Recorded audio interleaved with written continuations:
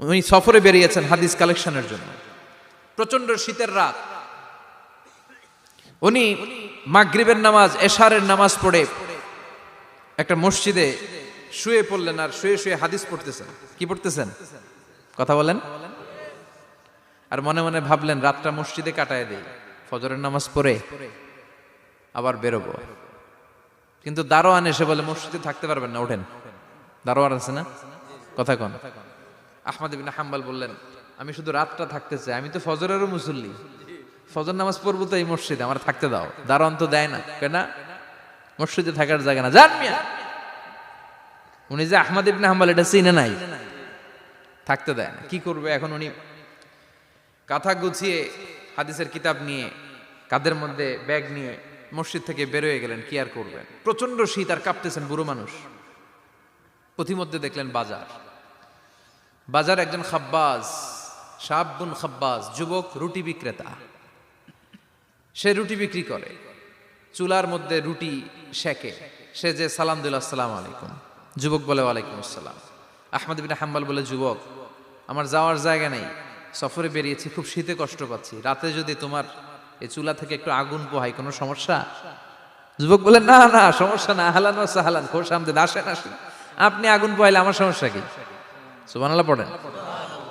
আল্লাহ শুকরিয়া করে উনি বসলেন আর আগুন পোহাচ্ছেন। আর খেয়াল করলেন যুবক রুটি বানায় আর পড়ে আস্তাগফিরুল্লাহ, রুটির দলা বানায় পড়ে আস্তাগফিরুল্লাহ, খামির বানায় আর পড়ে আস্তাগফিরুল্লাহ, রুটি নিয়ে উনুনের ভিতরে, চুলার ভিতরে সেকা দেয় আর পড়ে আস্তাগফিরুল্লাহ। দোকানদারের কাছে কেউ আসলেই সে রুটি দেয় আর পড়ে আস্তাগফিরুল্লাহ। ক্রেতার কাছ থেকে টাকা নিয়ে ক্যাশ বক্সে রাখে আর কি পড়ে? আবার রুটি বানানো শুরু করে আর কি পড়ে? খালি এইটাই পড়তেছে। ইমাম আহমদ ইবনে হাম্বল তো অবাক, কিরে এটা আবার কেমন যুবক, খালি আস্তাগফিরুল্লাহ। উনি প্রশ্ন করলেন, যুবক ঘটনা কি? আসার পর থেকেই তোমার দেখতেছি তুমি রুটি বানাও, রুটি বিক্রি করো আর পড়ো আস্তাগফিরুল্লাহ, মালাকা ইয়া শাবাব। যুবক বলে, আস্তাগফিরুল্লাহ আমার সবচেয়ে বেশি পছন্দের আমল, আমি সব সময় আঠার মতো ইস্তেগফারের সাথে লেগে থাকি আর সব সময় পড়তে থাকি আস্তাগফিরুল্লাহ, আর এর বদৌলতে আল্লাহ আমারে মুস্তাজাবুদ দাওয়া বানিয়ে দিয়েছে। আহমদ ইবনে হাম্বল তো অবাক, আনতা মুস্তাজাবুদ দাওয়া, তুমি মুস্তাজাবুদ দাওয়া, রুটিওয়ালা। আমি এত বছর হাদিস পড়াই, আমিও তো মুস্তাজাবুদ দাওয়া না, আর তুমি রুটি বেচো বাজারে, তুমি মুস্তাজাবুদ দাওয়া, তুমি দোয়া করলেই সব কবুল হয়ে যায়। যুবক বলে, নাম আনা মুস্তাজাবুদ দাওয়া, আমি আমার জীবনে যত দোয়া করেছি কবুল করে নিয়েছে কে? সব দোয়া কবুল করে নিয়েছে আল্লাহ, একটা দোয়া ছাড়া। কয়টা? আহমদ ইবনে হাম্বলের কৌতূহল, কিউরিয়াসিটি আরো বেড়ে গেল। কি? সব দোয়া কবুল হয়েছে, একটা দোয়া ছাড়া। মাযালিকা দোয়া ইয়া শাব, কি সেই দোয়া? যুবক এবার বলতে শুরু করলো, আমার জীবনে যে দোয়াটা আল্লাহ কবুল করে নাই সেটা হচ্ছে, আমি আল্লাহর কাছে অনেক চেয়েছি, অনেক দোয়া করেছি যে আল্লাহ, শুনেছি এই জামানার সবচেয়ে বড় মুহাদ্দিস, তার নাম নাকি ইমাম আহমদ ইবনে হাম্বল। আল্লাহ তোমার কাছে আমার চাওয়া, আমি যেন এই ইমাম আহমদ ইবনে হাম্বলরে দেখে মরতে পারি, আমি যেন ইমাম আহমদ ইবনে হাম্বলের হাতে হাত রেখে মুসাফা করতে পারি আর তার কপালে একটা চুমু এঁকে দিতে পারি। আহমদ ইবনে হাম্বল আবেগপ্রবণ হয়ে গেলেন, চোখের পানি ছেড়ে দিলেন, বললেন, যুবক তোমার এই দোয়াটাও কবুল হয়ে গিয়েছে। আহমদ ইবনে হাম্বলের দেখার সাক্ষাৎ পাওয়ার জন্য আহমদ ইবনে হাম্বলের বাড়িতে তোমার যাওয়ার দরকার নাই, আহমদ ইবনে হাম্বল তোমার দরবারে ছুটে এসেছে। আনা আহমদ ইবনে হাম্বল মুহাদ্দিসুদ দাহর, আমি নিজেই আহমদ ইবনে হাম্বল। যুবক চোখের পানি ছেড়ে দেয়, আহমদ ইবনে হাম্বল চোখের পানি ছেড়ে দেয়। যুবক চিৎকার মেরে ইমাম আহমদ ইবনে হাম্বলকে জড়িয়ে ধরে, হাতে হাত রেখে মুসাফা করে, কপালের মধ্যে চুমু খায় আর আল্লাহর শুকরিয়া করে বলে, ও ইমাম, আসলে এই দোয়াটাও আল্লাহ আজকে কবুল করে নিল।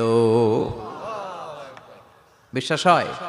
সবসময় ইস্তেগফার পড়লে আপনার দোয়াগুলোর এইভাবে কবুল করে নিবে কে? এই পাঁচটা জিনিস পাবেন সবসময় যদি ইস্তেগফারের সাথে লেগে থাকেন। রাজি আছেন তো? এজন্য বিশ্বনবী সব সময় নামাজে সালাম ফিরানোর পরে পড়তেন আস্তাগফিরুল্লাহ। কি পড়তেন? 3 বার পড়তেন আস্তাগফিরুল্লাহ, আস্তাগফিরুল্লাহ, আস্তাগফিরুল্লাহ। পড়তে রাজি আছেন? ইস্তেগফারের অনেকগুলো আলফাজ আছে, সবচেয়ে ছোট ইস্তেগফার হচ্ছে এটা, আস্তাগফিরুল্লাহ, আস্তাগফিরুল্লাহ। আরো আছে আস্তাগফিরুল্লাহ আল্লাযী লা ইলাহা ইল্লা হুয়াল হাইয়ুল কাইয়্যুম আতুবু ইলাইহি। বিশ্বনবী বলেন এই ইস্তেগফারটা যদি কেউ পড়ে, আর তাওয়াল্লি মিন ইয়াউমিজ জাহাফ, যুদ্ধের ময়দান থেকে পালিয়ে আসা কবিরা গুনাহ। কি গুনাহ? কাফেরদের সাথে যুদ্ধ, আমি তাগড়া যুবক, তলোয়ার নিয়ে নেমেছি, আমার দেহের এক ফোঁটা রক্ত থাকা পর্যন্ত আমি যুদ্ধ চালিয়ে যাব, আমি ফিরে আসতে পারবো না, আইনটা কার? ফিরে আসলে কবিরা গুনাহ। বিশ্বনবী বলেন যুদ্ধের ময়দান থেকে ফিরে এসেছে এরকম কবিরা গুনাহ অবলম্বনকারীও যদি আস্তাগফিরুল্লাহ আল্লাযী লা ইলাহা ইল্লা হুয়াল হাইয়ুল কাইয়্যুম ওয়া আতুবু ইলাইহি পড়ে, ওই কবিরা গুনাহকারীকেও ক্ষমা করে দিবে কে? পড়তে রাজি আছেন তো? আবার সাইয়েদনা আবু বকর বললেন, ইয়া রাসূলুল্লাহ আল্লিমনি দুআআন আদউ বিহি ফি সালাতি, এমন দোয়া আপনি আমারে শিক্ষা দেন যেই দোয়াটা আমি নামাজে পড়তে পারি। বিশ্বনবী বললেন, পড়ো আল্লাহুম্মা ইন্নী যালামতু নাফসি যুলমান কাসীরান ওয়া লা ইয়াগফিরুয যুনুবা ইল্লা আনতা ফাগফিরলি মাগফিরাতাম মিন ইনদিক ইন্নাকা আনতাল গফুরুর রহিম। সুবহানাল্লাহ পড়েন। এটাও ইস্তেগফার। আমরা এটার বলে দোয়া মাসুরা, সালাম ফেরানোর আগে পড়ি না? যেখানেই ক্ষমা চাওয়ার কথা আছে ওইটারই কি বলে? ইস্তেগফার। আল্লাহুম্মা ইন্নী যালামতু নাফসি, আল্লাহ জুলুম করেছি, যুলমান কাসীরা, অনেক জুলুম, ওয়ালা ইয়াগফিরুয যুনুবা ইল্লা আনতা, তুমি ছাড়া এই গুনাহ ক্ষমা করার তো কেউ নাই। ফাগফিরলি মাগফিরাতাম মিন ইনদিক, তোমার দয়ায় আমারে ক্ষমা করে দাও। ইন্নাকা আনতাল গফুরুর রহিম, তুমি হলা ক্ষমাশীল। ঠিক কি না? এটাও ইস্তেগফার, এটাও পড়বেন। আর এই সব ইস্তেগফারের শ্রেষ্ঠ ইস্তেগফারের নাম সাইয়্যিদুল ইস্তেগফার। যত ইস্তেগফার হতে পারে এর মধ্যে সবচেয়ে শ্রেষ্ঠতম ইস্তেগফার নাম কি? কথা কন। বুখারীর বর্ণনা, শাদ্দাদ ইবনে আউস রাদিয়াল্লাহু তাআলা আনহু বর্ণনা করেন, এই সাইয়্যিদুল ইস্তেগফার দিনের বেলা যে পড়বে ওই দিনে মারা গেলে সে জান্নাতি। এই সাইয়্যিদুল ইস্তেগফার রাতের বেলা যে পড়বে ওই রাতে যদি ইন্তেকাল হয় ওই লোকটা জান্নাতি। মুখস্থ আছে না? কার কার মুখস্থ হাত তুলেন। মাশাআল্লাহ, তাবারাকাল্লাহ, মাশাআল্লাহ, মাশাআল্লাহ। আর যাদের নাই তাদের হোমওয়ার্ক, তাদের আল্লাহুম্মা আনতা রাব্বি লা ইলাহা ইল্লা আনতা খালাকতানি ওয়া আনা আবদুক ওয়া আনা আলা আহদিকা ওয়া ওয়া'দিকা মাস্তাতা'তু আউযু বিকা মিন শাররি মা সানা'তু আবুউ লাকা বিনি'মাতিকা আলাইয়া ওয়া আবুউ লাকা বিযামবি ফাগফিরলি ফাইন্নাহু লা ইয়াগফিরুয যুনুবা ইল্লা আনতা। সুবহানাল্লাহ পড়েন। আজকে রাতে পড়ছেন, মারা গেলে জান্নাতি। চিল্লায় পড়েন না আল্লাহু আকবার।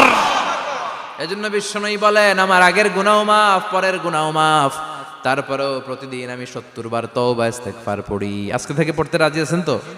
বেশি বেশি ইস্তেগফার পড়া যাবে না? একটু প্রাণ খুলে দিল খুলে আওয়াজ করে পড়েন তো আস্তাগফিরুল্লাহ। আর জোরে পড়েন আস্তাগফিরুল্লাহ। আবার সবাই পড়েন আস্তাগফিরুল্লাহ। সব সময় তওবা ইস্তেগফার যারা পড়ে তাদেরকে পছন্দ করে কে? সব সময় জিকির করে করে জিহ্বাটারে যারা ভিজিয়ে রাখে তাদেরকেও পছন্দ করে কে? আল্লাহ বলেন ওয়াজকুর রাব্বাকা ফি নাফসিকা তাদাররুআন ওয়া খীফাতান ওয়া দুনাল জাহরি মিনাল কওলি বিল গুদুবি ওয়াল আসাল ওয়া লা তাকুম মিনাল গাফিলিন। সুবহানাল্লাহ পড়েন। আল্লাহ বলেন ওয়াজকুর রাব্বাকা ফি নাফসিক, আল্লাহরে মনে মনে ডাকো। তাদাররুআন ওয়া খীফা, আল্লাহর জিকির করতে আল্লাহ বলেছেন ফি নাফসিক। বুঝতেছেন না অর্থ? ফি নাফসিকা, মনে মনে আল্লাহর জিকিরটা করো। তাদাররুআন ওয়া খীফা, তাদাররুআন মানে বিনয়ের সাথে, with full of humility, submission and humbleness, বিনয়ের সাথে আল্লাহরে ডাকো। ওয়া খীফা, গোপনে গোপনে ডাকো। দুনাল জাহারি মিনাল কওল, চিৎকার চেঁচামেচি করে ডেকো না। কার কথা? আওয়াজ করে জিকির করো না। এই যে আমরা মাহফিলে লা ইলাহা ইল্লাল্লাহর জিকির করে, এটা তালিমান। উদ্দেশ্য কি?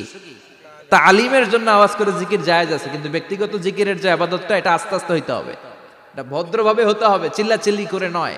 আবার তালিমের জিকির ওইটাও ভদ্রভাবে। ইন্নাল্লাহা জামিল ইউহিব্বুল জামাল, আমার আল্লাহ সুন্দর, আমার আল্লাহর জিকিরের মধ্যেও সৌন্দর্য আছে না নাই? কিন্তু এদেশে জিকিরের ভেতরে লাফালাফি আছে না নাই? বেশি না কম? কি বসেন বসেন, হ্যাঁ বসে যান তো, অনেক ধরনের আছে জিকির। হ্যাঁ বসেন বসেন, বসে যান। হ্যাঁ হাইবার আলী, এটা কি আবার জালালি? তো এই যে ইন্নাল্লাহা জামিল ইউহিব্বুল জামাল, আমার আল্লাহ সুন্দর, আমার আল্লাহর জিকিরের মধ্যেও সৌন্দর্য আছে না নাই? তালিমের উদ্দেশ্যে সবাই মিলে জিকির করা যায়, কিন্তু চিল্লাফাল্লা করা যাবে না, লাফালাফি করা যাবে না, মাথা ডানে বায়ে ঝোলানো যাবে না, ঠিক কিনা? কিন্তু লাফালাফির জিকির আছে না নাই? লাফাইতে লাফাইতে, হ্যাঁ, গাছের আগায় বাঁশের আগায়, আবার যিনি জিকির পরিচালনা করে ওনার কান্দে যায় ওঠে, আছে না নাই? বিশ্বনবী সাহাবীদের নিয়ে জিকির করছেন, সাহাবারা লাফাতে লাফাতে খেজুর গাছের আগায়, হাদিসে আছে না এটা? বিশ্বনবী সাহাবাদেরকে নিয়ে জিকির করছেন, লাফাতে লাফাতে আবু বকর বিশ্বনবীর কান্দের উপরে, আছে হাদিসে আছে? এটা জিকির নয়। কি সুন্দর দেখেন, ইসলাম বোঝা কত সহজ। ওয়াজকুর রাব্বাকা ফি নাফসিকা তাদাররুআ ওয়া খাইফা, গোপনে জিকির করো, ভদ্রতার সাথে বিনয়ের সাথে জিকির করো। ওয়ালা তাকুম মিনাল গাফিলিন দুনাল জাহারি মিনাল কওল, চিৎকার চেঁচামেচি করে জিকির করো না।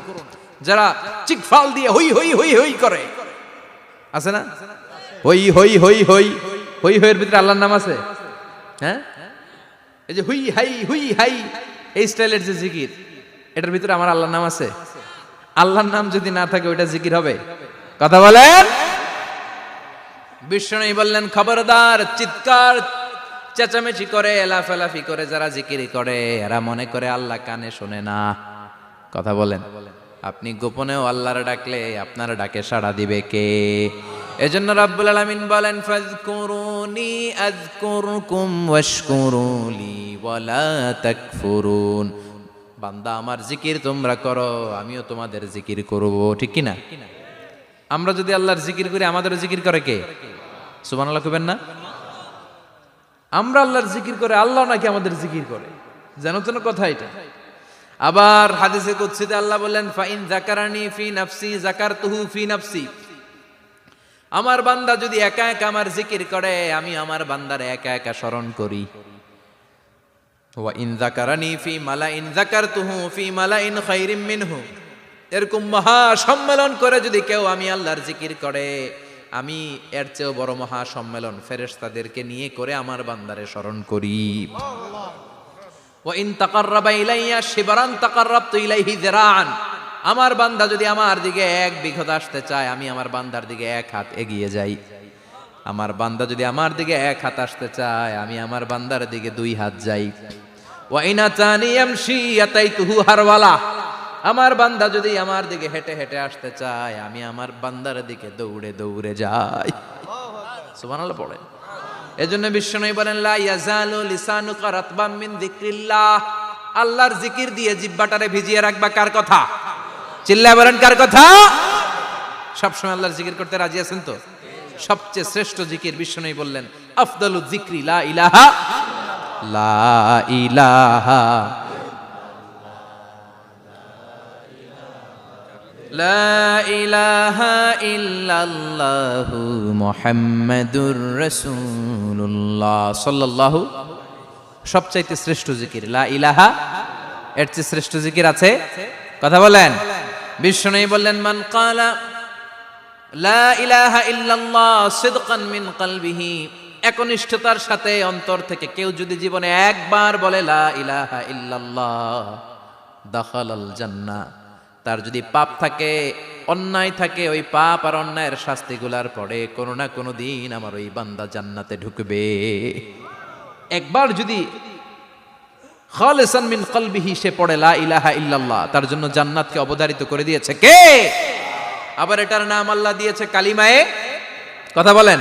দরাবাল্লাহু মাসালান কালিমাতান তাইয়িবাতান কাশাজারাতিন তাইয়িবাতিন আসলুহা সাবিতুন ওয়া ফারউহা ফিস সামা। সুবহানাল্লাহ। পবিত্র বাণী এটা কালিমায়ে তাইয়িবা। আবু সাঈদ আল খুদরি থেকে বর্ণিত, মুস্তাদরেকে হাকিম আর সহিহ ইবনে হিব্বানে এসেছে। বিশ্বনবী বলেন, মুসা আলাইহিস সালাম আল্লাহর একবার প্রশ্ন করলেন, ইয়া রাব আল্লিমনি দুআআন আদউ বিহি। আপনি আমার এমন একটা জিকির শিক্ষা দেন যে এই জিকির দিয়ে আমি শুধু আপনার জিকির করব, কেউ এই জিকির করতে পারবে না। এই জিকির জানবো শুধু আমি আর জানবেন। কথা কোন? প্রশ্ন করছে কে? হ্যাঁ, কাকে করেছে? আল্লাহ এমন একটা জিকির শিখান যেই জিকির কেউ জানে না, আমি জানবো, আর ওই জিকির দিয়ে প্রাণ ভরে আপনারে ডাকবো। আল্লাহ বললেন, মুসা পড়ো লা ইলাহা লা ইলাহা ইল্লাল্লাহু মুহাম্মাদুর রাসূলুল্লাহ। মুসা আলাইহিস সালাম বললেন, আল্লাহ চাইলাম কি, কইলেন কি? লা ইলাহা তো জাতীয় জিকির, এটা তো আন্তর্জাতিক জিকির, এটা জানে না এমন কেউ নাই। এমনকি হিন্দু ভাইরাও জানে। কথা কন আল্লাহ, আমি তো চাইছিলাম এক্সক্লুসিভ আমার জন্য স্পেশাল, এর চেয়ে সুন্দর আর কেউ জানবে না। এত সুন্দর একটা জিকির আপনি দিবেন, এটা আমি ডাকবো আপনারে আর আপনি শুনবেন। আল্লাহ বললেন, মুসা এর চেয়ে দামি আমার কাছে নাই। লাউ তাদউ লা ইলাহা ইল্লাল্লাহ ফি কাফা, লা ইলাহা রে যদি মুসা এক পাল্লায় রেখে দাও, ওয়াস সামাওয়াতু সাবউ ওয়াল আরদিন, সাত আকাশ সাত জমিন যদি আরেক পাল্লায় রেখে দাও, লা ইলাহা এক পাল্লায়, সাত আকাশ সাত জমিন আরেক পাল্লায় ওজন যদি দাও, লা রাজাহাত কাফাতু লা ইলাহা ইল্লাল্লাহ, মুসা দেখবা মুহূর্তের মধ্যে লা ইলাহা ইল্লাল্লাহর পাল্লা ভারী হয়ে গেছে। সাত আকাশ সাত জমিন এক পাল্লায়, শুধু লা ইলাহা ইল্লাল্লাহ আরেক পাল্লায়, মুহূর্তে লা ইলাহার পাল্লাটারে ভারী করে দিবে কে? এটা বিপ্লবী বাণী। আমরা এটার ভিক্ষার মধ্যে লাগাইছি। এখন ভিক্ষা করার সময় লা ইলাহা আছে না নাই? একটা টাকা দিয়া যান, আমি গরিব ইনসান আরো সমান, একটা টাকা দিয়া যান, আমি গরিব ইনসান, আছে না নাই? জুমার নামাজের সময় ভিক্ষা করে, একটা টাকা দিয়া যান, আর লা ইলাহার জিকির লগে আছে না নাই? এটা আমরা ভিক্ষার জিকির বানাইছি। এটা তো বিপ্লবী বাণী। এই বাণীর পক্ষে যারা, তারা ন্যায় আর সত্যের পক্ষে চিল্লায় বলেন ঠিক কিনা? এই বাণীতে যারা বিশ্বাস করে, তারা এক আল্লাহর সামনে মাথা নত করে দেয়।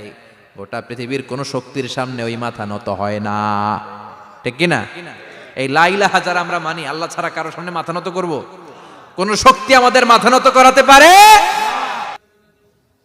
এই কালেমার আন্দোলন যারা করে, তারা আল্লাহ ছাড়া পৃথিবীর কাউরে ভয় পায় না। আর তারা চায় কালেমার পতাকা পৃথিবীর মধ্যে যেন পথ পথ করে উড়ে, ঠিক কিনা? বাংলার জমিনে কালেমার পতাকা উড়ুক, আমরা চাই কি চাই না?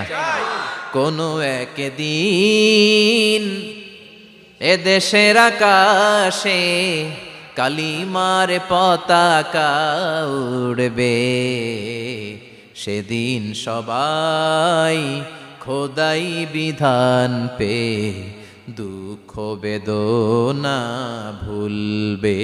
কোনো একদিন এ দেশের আকাশে কালিমার পতাকা উড়বে, সেদিন সবাই খোদাই বিধান পে দুঃখ বেদনা ভুলবে। চিৎকার করে বলেন ঠিক কিনা? এই কালেমার সমাজ যদি হয়, ওই সমাজে কেউ লাঞ্ছিত হবে না, ওই সমাজে কোনো নারী নিগৃহীতা হবে না, ওই সমাজের কোনো কাজের মেয়েরা ধর্ষিত হবে না, ওই সমাজে দুর্নীতি থাকবে না, ঘুষ থাকবে না, চাঁদাবাজি থাকবে না, টেন্ডারবাজি থাকবে না। সমাজটারে শান্তি দিয়ে সমৃদ্ধ করে দিবে কে? এজন্য সব সময় জিকির করতে হবে একজনের, চিল্লায় বলেন তিনি কে? শ্রেষ্ঠ জিকির হচ্ছে লা ইলাহা। পড়তে রাজি আছেন? সব সময় জিকিরটা করতে রাজি আছেন?